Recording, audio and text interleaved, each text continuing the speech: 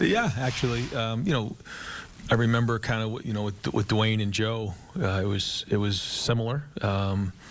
Just in terms of the skill sets and their makeups. And so, it's interesting to see, those two guys compete with each other. Talking about competition, well, that's what's going on in Buckeye land right now as tough decisions await Ryan Day. August 3rd in Texas will be in town before you know it, but there's still a QB battle that needs to be determined. Not much separation between the sophomore Julian Sayin, the transfer from Alabama, and the junior Lincoln Keenholz. A big-time scrimmage is on tap this weekend, which could do a lot to determine who might be that front winner in the long run. We further the conversation by bringing in our college football insider, Matt Zenitz, to tap in and give us the skinny on the QB battles that we're watching all around the country right now. And Matt, let's start with Ohio State, and what are you hearing in regards to their situation? So a battle that's getting close to reaching the point of finality.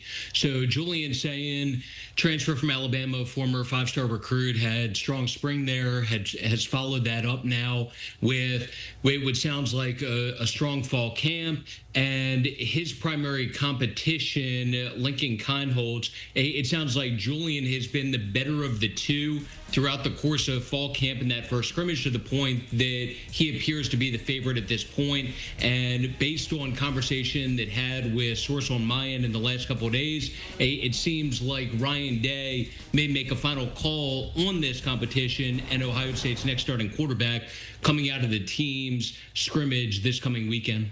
Yeah, that scrimmage certainly will have a lot of eyes and a lot of attention. Do you think there's anything that Sayin can do to not hold on to that job, or does it truly feel like at this point it's almost a formality?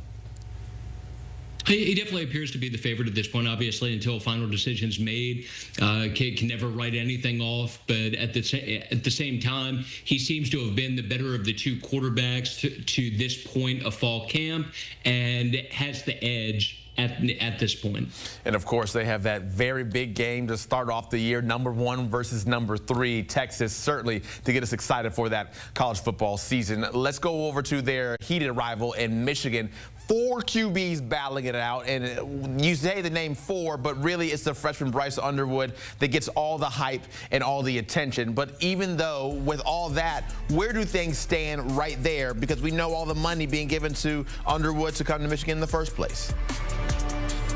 Yeah, Bryce has continued to be the clear favorite in this competition, going back for an extended period of time at this point, and things have not changed. So Bryce stood out throughout the course of the spring, made a strong impression immediately upon arriving in Michigan, has continued to be as advertised there. And honestly, based on the information that I've continued to get, it would frankly be a shock at this point if he is not Michigan's starting quarterback when they open the season in a couple of weeks. Yeah, expecting that announcement to come from Coach Moore on August 25th. When you see a situation where a team makes an announcement that they will announce who their starting QB is on a set date, does that make it seem even more etched in stone of that they know exactly where they're rocking and they're just dragging it out a little bit? I wouldn't say that necessarily, just because the team hasn't been informed yet at Michigan. The quarterbacks have not been informed yet. And the competition, at least as things stand right now, is technically ongoing. And Jaden Davis, a second-year player and former top 115 overall recruit, has gotten first-team reps to go along with Bryce throughout the course of fall camp.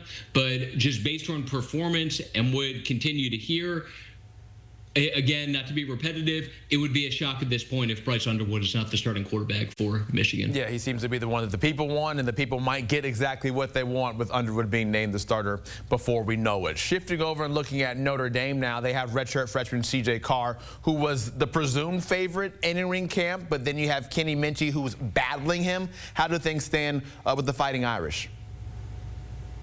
So too close to call to a certain degree at this point. But I will say this. When Steve Angeli entered the transfer portal in mid-April, people around the college football landscape viewed it as even more of a foregone conclusion, essentially, at that time, that C.J. Carr, former top 50 overall recruit, would end up being Notre Dame's starting quarterback this season.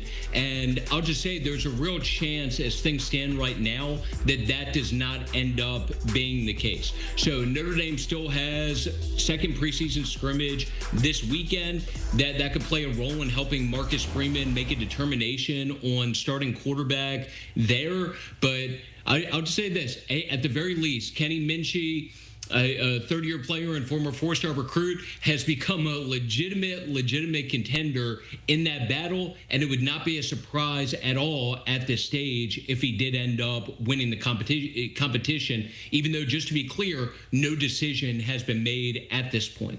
Do you think the fact that they open up the season against Miami and they have such a tough opening season, does that affect at all how they go about determining who the starter is?